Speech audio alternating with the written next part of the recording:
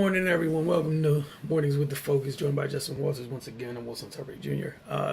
We told you guys, cut down day was yesterday at 4 p.m.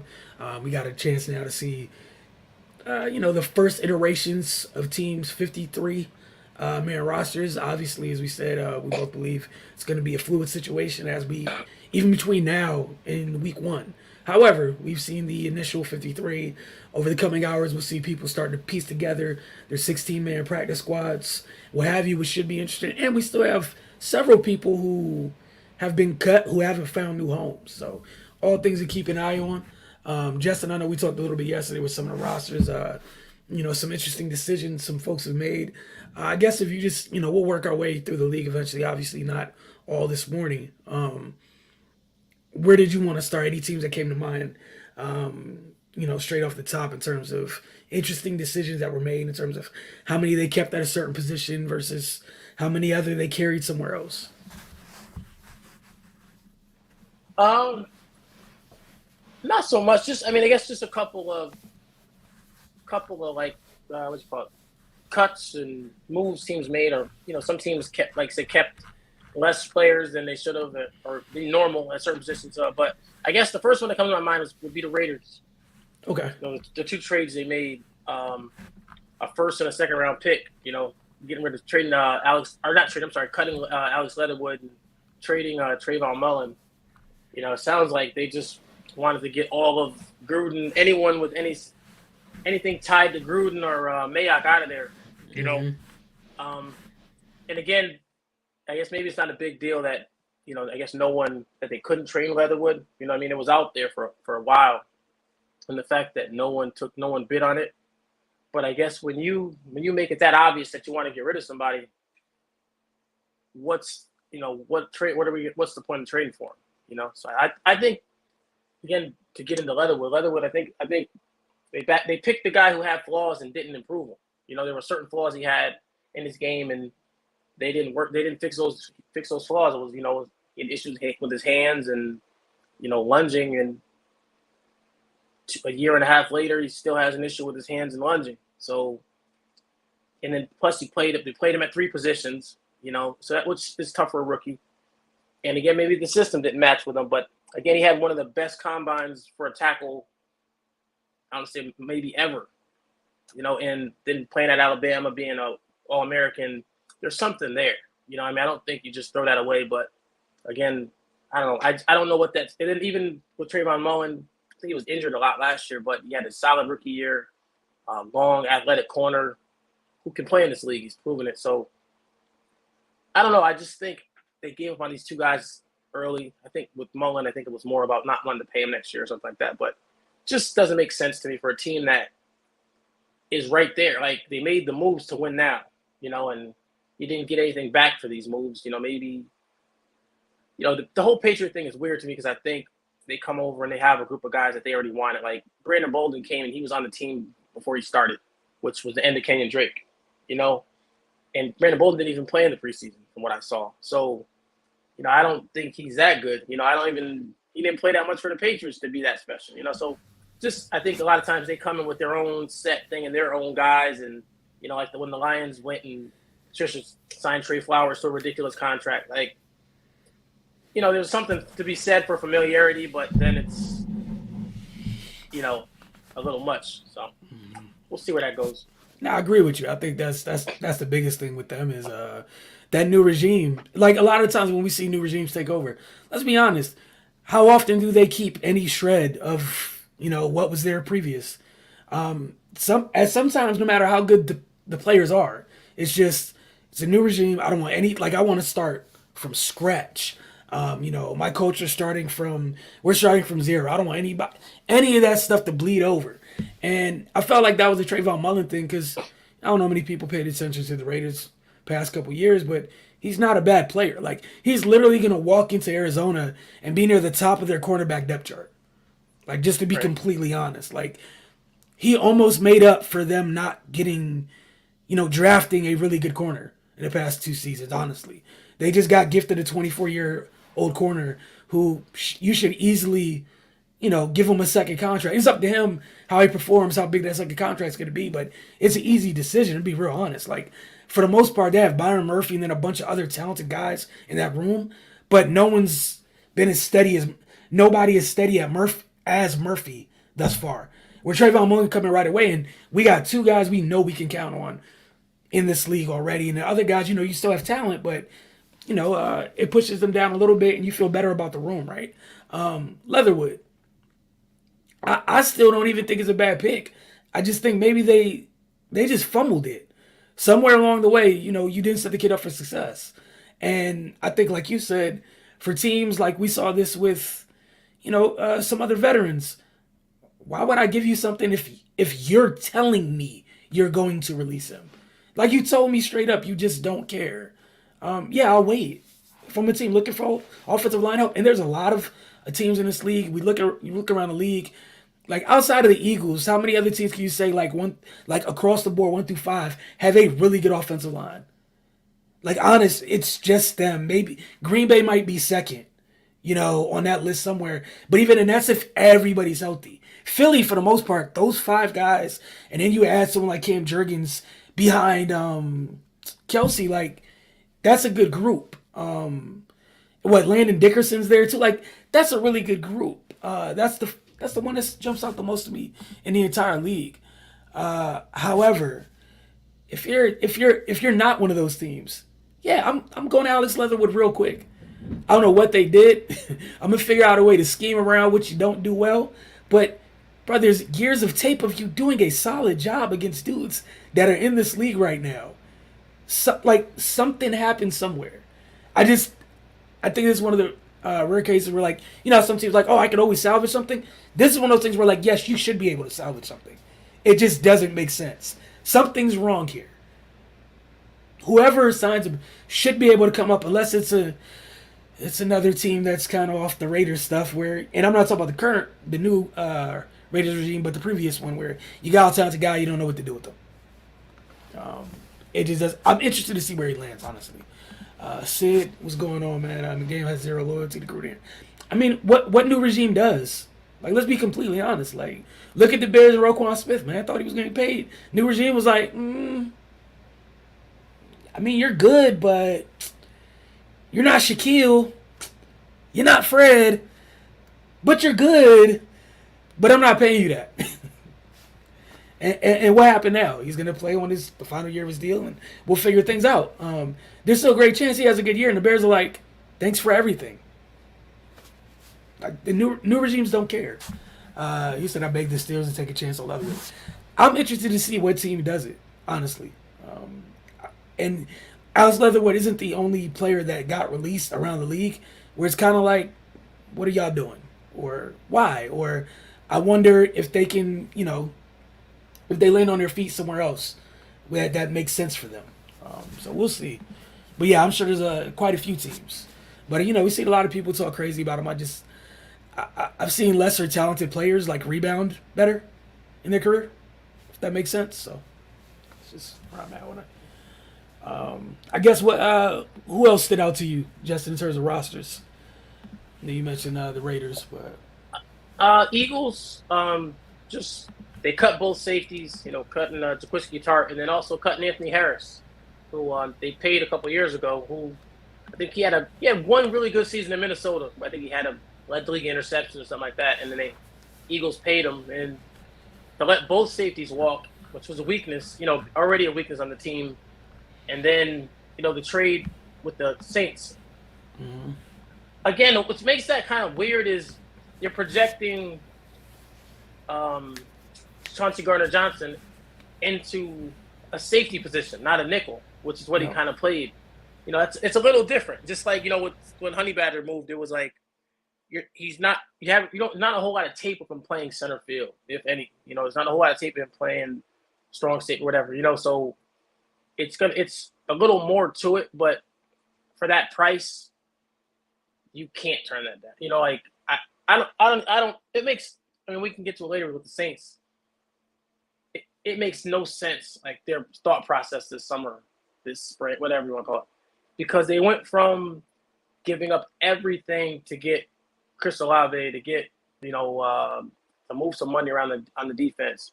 They tried to get Watson, and that didn't work out. But I mean, and then the pick and moving the pick next year to get Penning and Penning and Olave, that combination.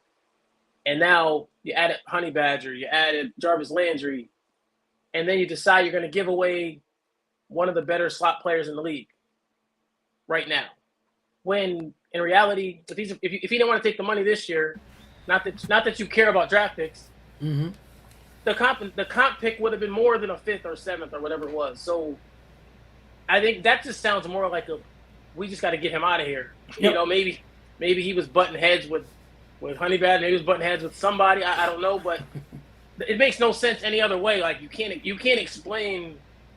You didn't get enough back. You didn't move anything. You don't like. There's nothing for tomorrow that says that the trade meant something. Like there was a reason for it. Yeah, no, I don't get it because my whole thing is he's very good at what he does. You're not supposed to just oh my goodness. I'm mad at what I'm about to say. You're not supposed to just get rid of stuff like that has value, regardless of the level of value. You're not supposed to just give things away. And that's essentially what you did, where he's a major part of that defense. I know there's bigger names on that defense. He's low-key the tone setter on that defense in the back end.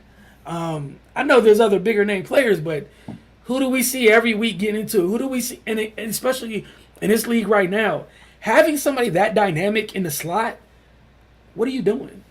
Like, what are you doing? And then for the Eagles, like, I guess I kind of get it, but you're definitely projecting. And I guess worst case scenario, what you always do is, like, you keep them in a box to a degree, right? And I guess maybe we'll find out the trust and faith they have in Marcus Epps for, depending on how this works. Like, are you going to use him like as a traditional safety? Is he going to be sitting over the top? Going to be in the box? He's going to be in the post? Are you going to use him are you going to weaponize him to move him around and dictate things? I don't know. I mean, we shall see, but you cut two capable guys at safety. And I know Charlie Gardner-Johnson's good. It's just those two have played safety their entire career in the NFL. And that's, I guess, where my thing is. It's like, whether you like Anthony Harris or Jaquasi Tartt, if you don't think that much of them, but I think they're solid to above average starters who've played safety in this league for several years. We haven't seen Chauncey be a safety. Who knows? Maybe come to find out that might be where he's better suited to play. And New Orleans had to play him there because they couldn't find anybody better to play in the slot this whole time. So we'll find out. We'll find out quick. And if we do find out that he can play safety, I'm a double back down on what you just said about the Saints. What the hell were you doing? Right. A lot of teams play 3 safeties. What are you doing? So if it comes to find out that he's very fully capable of playing safety and can play nickel at a high level, you gave it away for what again? Why? Why couldn't he play with the rest of the guys you have back there? I don't know. It said who's offensive lineman is illustrated with the Vikings for? Is he any good? I'll try to find that for you. Said I'm not sure. Jesse Davis to the Steelers. He was who was he? He was the right tackle in Miami last year, or last couple of years. Not doing a good job. He wasn't doing a great job protecting Tua. So again, I think he's a bigger guy, but he's played. I think that's what you can go with. He's been on the field. I don't think there's anything special about him. He's okay. He's been a starter. I won't even say he's been a good starter, but he started, and on a bad offensive line. But he was the guy who couldn't keep a job, obviously, at Miami. But I think he's added depth, and he's probably equal to some of the guys you have. But he's not. I don't think he's gonna add much in terms of making the line better. Besides depth. Yeah, I'm with you. I think it's just depth. And again, going back to what we were saying about the Leatherwood thing, if folks like that can get traded, that's how offensive lines around the league is tough, man. I think a lot of people are overly hard on offensive linemen have this thing where I think people get so focused on their respective teams, that you don't look around the league and realize that the play up front just isn't good around the league. So like, even if someone's like again, someone like this, Miami's like, nah, I don't trust you to keep Tua clean. And again, that's a left-handed quarterback. Right tackle is a little bit more important over there, right? Somebody else, oh, you're a starter? Come on down. We didn't have a starting caliber player at right tackle. Give us a chance. Again, like, I think people sometimes you got to take a step back, look around the league, and realize every good team doesn't have great offensive line. Like, there's not, like, I don't think we're in this place of outstanding offensive line play in this league. Like, right now, it's a lot of them are trying to catch up to the defense. And I think, Justin, like maybe a month ago, I think you were talking about it. I forgot what we were talking about. But it was, where some teams we're seeing are taking guys who pretty much play tackle in college, come in and play guard. Like, we need to get more athletic up front to deal with what's happening out here. These dudes are freaks of nature on the defensive line. Like, they're different right now. And we see teams with good interior rush. Like, it's just tough on offensive lines out here, man. So, if you get somebody who could start, so be it. And, if you're Steelers, hey, man, a starter is better than somebody who you're projecting to start. It just is what it is. Sid said, you had him a starter. Grateful for anything like that. I guess. Look, man, it's dark times in that position group around the league, man. It's tough. Yeah, they're spoiled. The Eagles are just spoiled. Yeah, they're loaded up front. It puts a lot of pressure. The Eagles have a lot of pressure, like I think, because especially Hurts, because you've added so much, and it's not the game don't work the way people say. Like, you have a Madden roster of Hayward, the offensive line's loaded. You added AJ Brown to Devontae Smith and Watkins. The tight end's good. The running back room is okay. It's solid. Defense, you added this guy, you added that guy, you added the 2 Georgia rookies, you added Hassan Reddick, you added the Bradbury. So it's like this assumption that it's all on him, and again, the game don't work that way. You could be watching one of the Bradbury get toasted. We could be watching the safety struggle. Like, we really don't know, but the assumption sets up that at least it gives them a chance. I guess I read that they have six picks in the first 2 rounds over the next 2 years. So it really puts the pressure on. Okay, is Jalen the guy? Because if he shows he's the guy, we don't have to. We can make this roster even deeper. Now they can go next level. Whether it's trading picks, whether it's adding more talent and making that young roster even more talented, they can go that route. But if he's not, or if they have any questions, you got the quarterback class coming out, so they're in a really good spot moving forward. But again, the worst thing that can happen is not knowing after this year. Like, you just want to see what Jalen is, and he's shown a lot, and they seem to have confidence in him. But just to see it puts some pressure on him.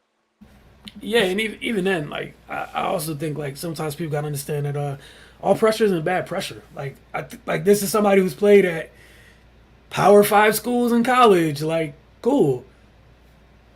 Like you said, find out. I don't think there's something.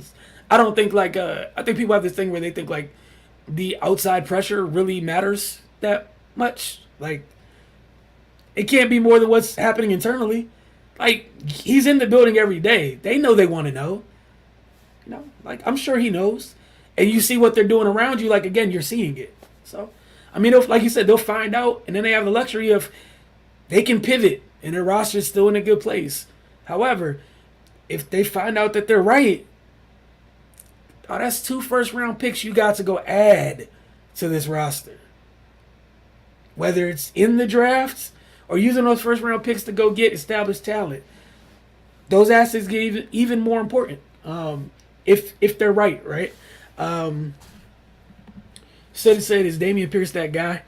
Yes, Dameon Pierce is that guy. I was just going to say yes. Also, Justin, I agree. You might have to add Philly to a must-make the playoff run.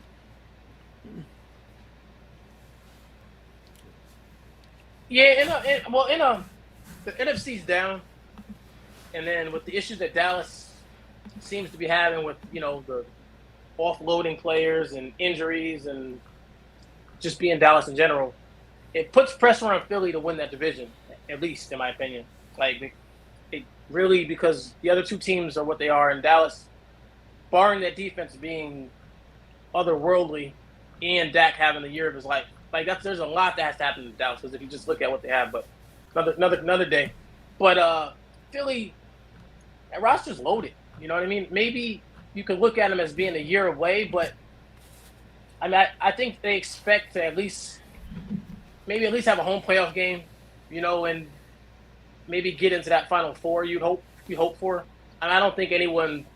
I think they'd be happy if they made a championship game. I think they'd go crazy. You know what I mean? I think for them that'd be amazing for them. But in their mind, I think right now, the look is they're starting to be like how the Chargers are starting to be in the West, where everyone's starting to kind of get behind them a little bit. Like they got to do this, they got to. It's a little different in my opinion. I just think for them, just getting to the Final Four would be an achievement. No, I'm with you. This whole that Super Bowl of bust thing, bro, that's reserved for like 4 teams, and they need to be reserved for the teams that we've seen make deep runs. Outside of that, man, go make a run. Sure, we expect you to make a run, but I'm not gonna look at somebody like Philly or even like the Chargers like, yeah, you need to make a run. I don't think either of them, like you said, they don't need to make a conference championship game. They don't need to make the bowl, but bruh, make the playoffs, win a game or two. Just make the play, make it look like you belong, and what you put in your roster is worth it. That's all I ask. Get there without any issue. Hold your own in big time matchups throughout the regular season, and don't go out quietly. Don't go out like with a whimper in the playoffs. Win the first game, and then after that, you lose in the conference championship. I'm not going to tell you something's wrong, because there's some teams in both conferences that live in the conference championship game. That's a different, that's deep water. Everyone hasn't been there. Like in the NFC, Green Bay's been in deep water. The Rams have been in deep water. The Niners have been in deep water. The Bucks been in deep water. Outside of that, who else in the NFC has been in deep water in the past few years in the playoffs? People don't have that experience. In the AFC, Pat's been there. Baltimore hasn't been in the championship game, but they've been around. The Chargers, we're waiting. Like you said, we are waiting. Go to the playoffs a couple of times, even if you catch a couple L's, but why have y'all not made the playoffs? And that's the issue with the Chargers. Why? How? And didn't Philly make the postseason last year? They didn't win, but they made it. So, again, you just got to build upon last year. I don't need you to be a Super Bowl champion, and I wouldn't pick them. And don't go out. And don't go out like they did last year. Thank you. So the next step would be if you made it and went out with a whimper. Next step, win the first game. And build off of that. But for the Chargers, man, if y'all don't make the playoffs, I'm looking at y'all real funny. The money that you're spending on defense is absurd. Absurd. That roster, absurd. And again, the Eagles, I'm not as mad because they made the postseason. What's the Chargers' excuse? You didn't make the postseason before the AFC got exponentially more difficult. It doesn't make any sense, man. But yeah, I think Philly's in a good place. I think I got Philly winning that division without any issue. It's just about who they draw in the playoffs, honestly. I think that's it. I think there's a couple teams in the NFC where they're bad matchups they're just bad matchups, period. That's it. But like you said, it's not a deep NFC, but that top 4 or whatever might be real. Yeah, if they could find a way to, in that division go 5-1, 6-0, which 6-0 is a lot to ask, but 5-1, it gives you a head start over San Francisco and the Rams, because they got to play each other, and Arizona usually can find a way to steal a game or two from one of them. Yep. So Tampa struggles with the Saints. You know what I mean? So if you can dominate that division, it gives you a nice head start to having a home field. You don't have to be the better team to have home field. Right. You just got to have the better record. Right. If you can make somebody come to you in the cold, make Tampa. If it's reversed, make Tampa have to come to Philadelphia in the cold. whoever else, one of the Western teams, Rams have to come to your place. It gives evens things up a little bit, you know. And then Jalen's style isn't so much weather dependent as other people, you know, because of his movement and he has a strong arm anyway. So I think that's a way for them to kind of, you know, again, I don't know when it comes to talent wise, they're might be on a level with some of those teams, but the combination of the talent with the experience and success in those moments is a little different. Yeah, and I agree with you. I don't think it's a talent thing. You just haven't been there. And again, some of those teams live there. That means when you see them, like, yes, home field advantage would be huge. Obviously, it shouldn't bother those other teams that much, but it would help you a lot. Like, what you don't want to do is play a weaker schedule than some of the other top teams in the NFC, not take advantage of said weaker schedule, and be the one that has to go to SoFi. You don't want to have to go to Green Bay. Like, these are things you don't want to have to do. Like, Lambeau's not a fun place to go in the postseason. It's not. It cannot be a desired destination at all for opposing teams. Sid said, was I the only one shocked that Philly's using a roster spot on Rager? I am not shocked. But just... I'm not either. I'm shocked he's still there because I thought there was a possibility he would get traded, you know, and I still don't think that's off the table. But I think sometimes where, you know, that draft spot makes us look at players different. Like even with the Leatherwood things, like they took him 17, or they took Rieger before they could have had Justin Jefferson or some of the drops he has, some of the things like that. But it's like you're still dealing with a talented player. You know, like even if you've heard he's been really good in camp. You know, he's been one of their better receivers, but again, it's a loaded room. So I mean, if you have a guy with first, second round talent, and he can be your sixth receiver or your fifth receiver, it's almost like we talk about other things. You just say the player's the player. If you look at the talent, take away, you know, the fans don't like him, take away all these other things. It's like this is a guy who could help us if he gets his confidence back, and you know we use him properly or whatever. He could help us, and I think that's what they're looking at. And again, I don't rule out a trade if somebody, you know, one of these other teams sees something in them. But again, you don't just give away talent, and there's talent there, you know, regardless of what mistakes he's made.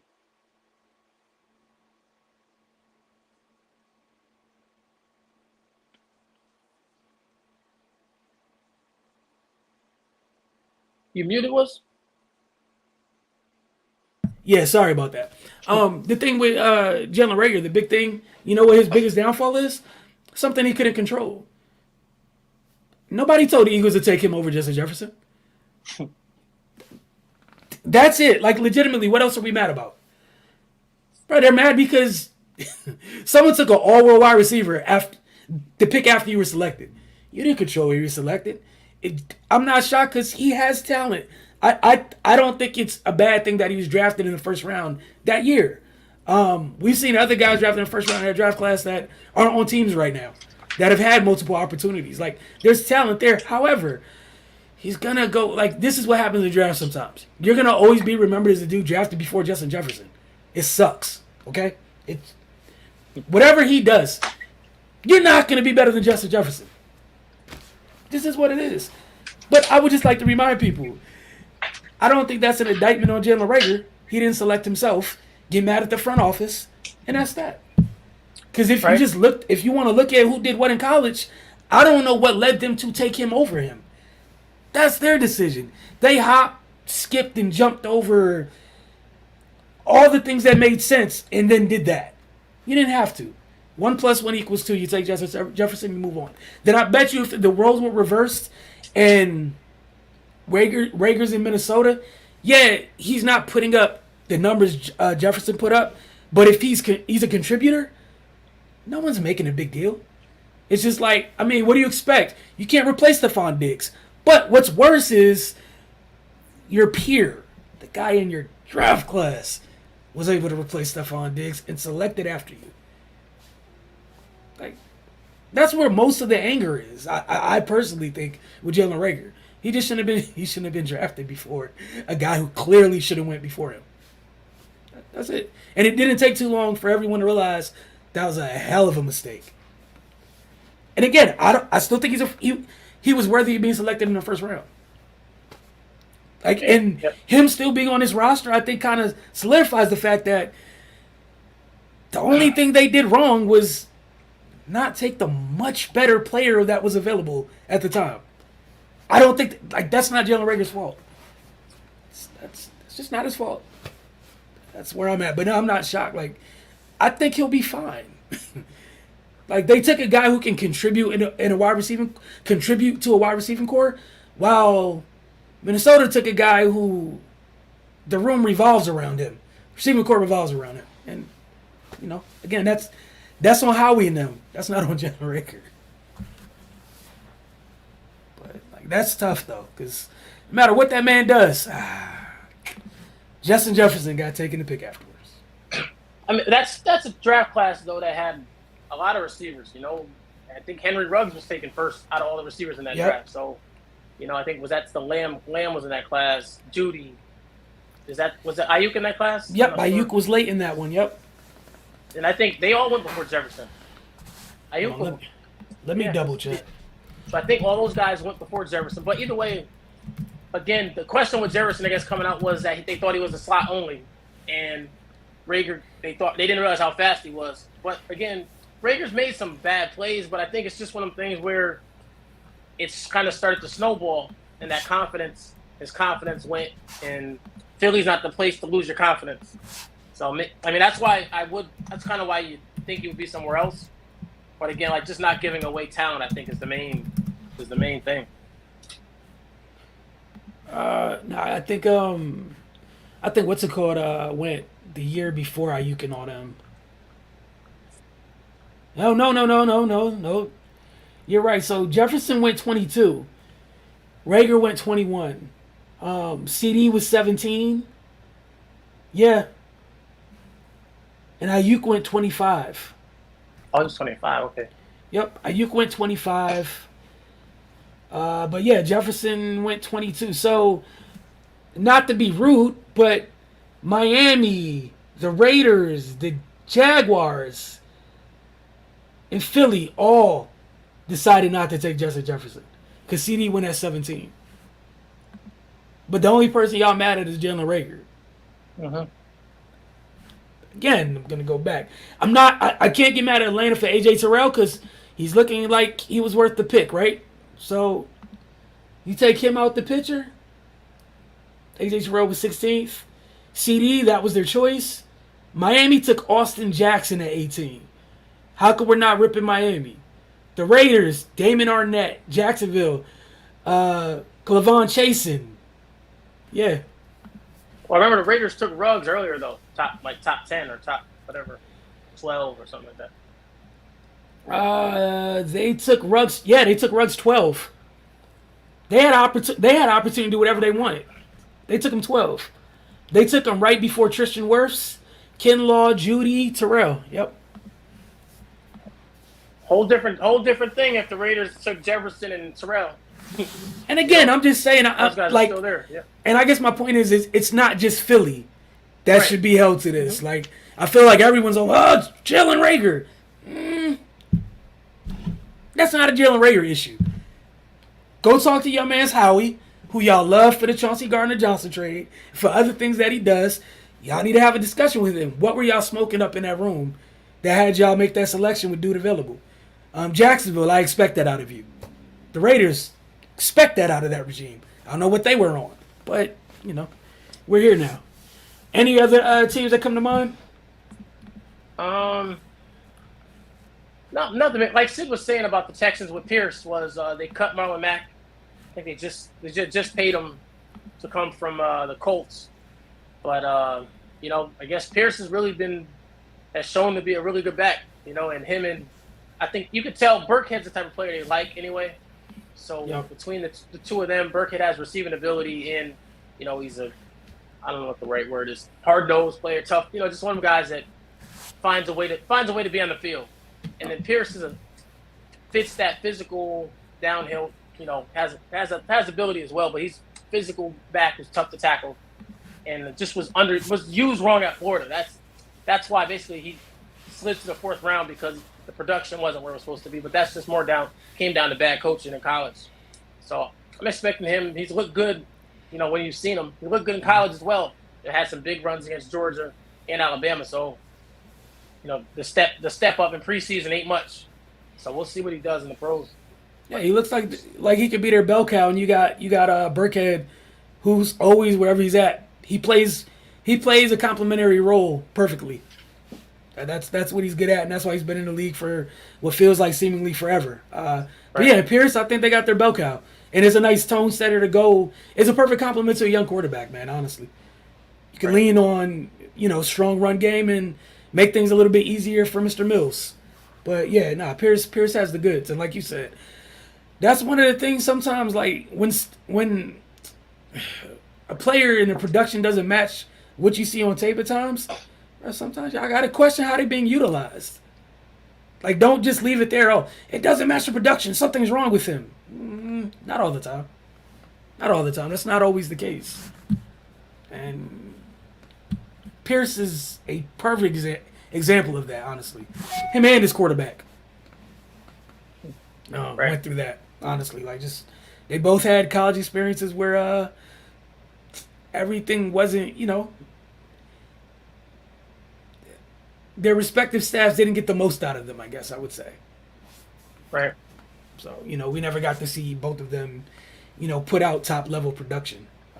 But I think I know we talked a little bit about Green Bay's roster yesterday. I'm trying to find them now. They kept so many wide receivers, which I thought was interesting. But I guess not too interesting, knowing that that's a revolving door and they're trying to figure out who's what in that room, I think, which speaks volumes to you got the veteran guys, and how long can the veteran guys hold off the young guys, and how soon can the young guys supplant the vets? Earn Aaron's trust. Aaron Jones and A.J. Dillon, are you surprised that there's only one more running back after that in Kylan Hill? Just knowing that Jones has been banged up a couple times kind of does make it a little weird to only have to keep the three running backs, and then again, the way the system is set up, the two running backs will be on the field together sometimes as well. So it's that fourth running back seems like it's something you would want to have, because again, like I said, it's not like you're going to have two running backs sitting on the bench at all times. You're going to have Jones and Dillon in together in some cases, and so that's what made it a little interesting for me. It's just thinking that you're not too far from being down to basically like 1.5 backs. You know what I mean? Or where you have to scrap some of that offense, because if Aaron Jones goes down, it's Dillon, and you don't have anyone else that can do what Aaron Jones does. And when it comes to the receiving game, and being able to do both, being able to be the workhorse, the main back, and be a slot, just do all those things. So that's kind of strange to me. But I know, again, you wanted to keep all those receivers. So I don't know. It just makes you wonder if, everyone talking about them going 100% to the run game is a little overkill. Yeah. They did keep all these receivers for a reason, and maybe they struggle. Maybe they only have, they're waiting to see what happens with some, because we already talked about a lot of other running backs being cut or being on the block. So maybe they're waiting to see what happens there, and then they'll figure out what to do with one of these receivers. Yeah, I think that's a great point. Like we said, these rosters can be fluid. As of right now, they don't have a back that they feel good about at that time to put on the roster. So, we saw some vets get cut, people who've played in that system, and we'll see more people continue to be available. So, yeah, why not? Why not be a little bit patient and prudent in making that decision? But yeah, you know what? I don't think it's going to be as crazy as everybody has made it seem, at least under Aaron. Like, yeah, they might lean on the run game a little bit more, but I wouldn't expect them to go fully, like, over the top, leading into the run game until, like, it's Jordan's team.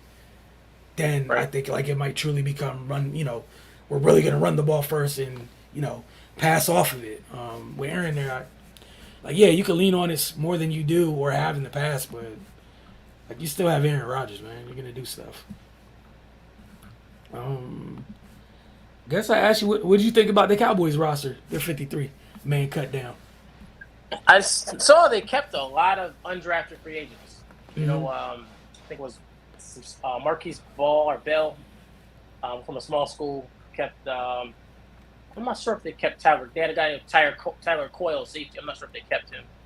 If not, I know he's a guy they're going to try to get on the practice squad. But I know they kept a lot of DBs, and they're still thin. Obviously, I think they only kept the one quarterback. That was kind of weird to me. Where they only kept Dak. But I'm pretty sure no one's going to touch either one of the guys. I think that's where that game comes. We talked about playing around with your roster. It was like, hey, we're going to save. If we let this guy go, we could lose him. Right. These two quarterbacks, Will Greer and the other guy. No one. I don't think there's a rush. A Cooper Rush, yeah. I don't think there's a rush of teams to go get either one of them guys. I don't think teams are dying to have any of them. So, most likely they can pick up either one or both of them and throw them on the practice squad and jump them on the roster, whatever. I think that's the route they're taking. Is they just wanted to protect the 53 players they wanted to protect, and maybe even a couple other guys they can, if they want to go back and grab them, they're definitely looking at for practice squad. But I think that's just part of the game, I guess everyone's playing. It kind of shows how weak you are at the backup quarterback position that you could let your backup quarterback go with no worries of anyone even calling him. Man, he'll be there when we get back to him. That's crazy. Right. Like, we're just going to drop him off and we'll pick him up in a couple of days, and he should still be at the same place we left him. Right. That's crazy. What do you think about the young boy Smith having to play left tackle? Yeah, that's what makes it even more scary is just the fact that you spent the summer trying to teach him how to play guard. He was already a raw tackle, so he was still learning tackle. And then you drafted him, and you're like, you're going to play guard, and you start trying to teach him guard, and then now it's just abort right back to tackle, and you basically gave away a few weeks of training that you could have gave him, at the tackle position to just let him keep working. So that does scare you a good amount, and that's not a spot you want to learn on the job, as you can tell with guys like Leatherwood. But he's raw, and with all the penalties and things like that, it's you're gonna be asking a lot of your tight ends, whether it's helping. You're gonna be asking a lot of Zeke to help out with, you're not leaving him. You can't leave him on an island. You're not leaving him over there by himself. So, it's a lot to ask of the kid. So I would hope that we don't rip him apart if he has any struggles. Yeah, I kind of feel bad for the kid, honestly. I don't know how well prepared you are to do this job. Like, feel like you're kind of throwing him to the wolves. And like you said, you spent the time learning how to play guard. And oh yeah, by the way, come replace one of the best tackles we've had in franchise history. No big deal. It's just Tyron Smith. Go over there and hold things down. No pressure. Also make sure that our quarterback, who's back off his surgically repaired ankle, stays upright as well.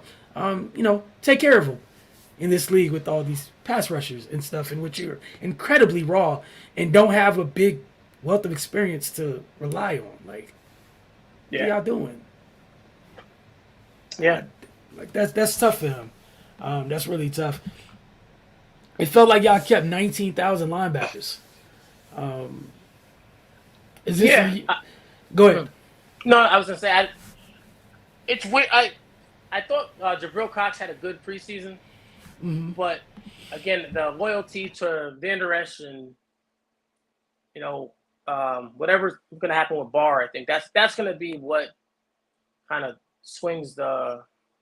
I don't want to say swings. Kind of decides where the defense goes is the plan between Barr and Parsons, because if you're bumping Parsons down to end, or if you're playing Parsons at linebacker more, and I think that's what the signing of Barr did. And again, I like Barr, but he ain't the same Barr he was in Minnesota when it was him and Kendrick making plays. Like I just need to see that. So I guess you're signing that name in hopes that you can get Parsons on the edge and be able to rush. Just use Parsons as a weapon. And otherwise, you're hoping Sam Williams has a big year, or I don't even think at the moment. I think Dorrance Armstrong's the starter. So, I would have liked to see better, more from like them actually giving Jabril Cox more of a chance to play, just because his athletic ability and the things he can do in coverage. But obviously, sounds like they don't have that confidence if they went and got Barr, and I don't know. And then all they put on Van Der Esch last year when everything was his fault, and now all of a sudden he's an automatic starter. That kind of bothers you as well. But We'll see what happens.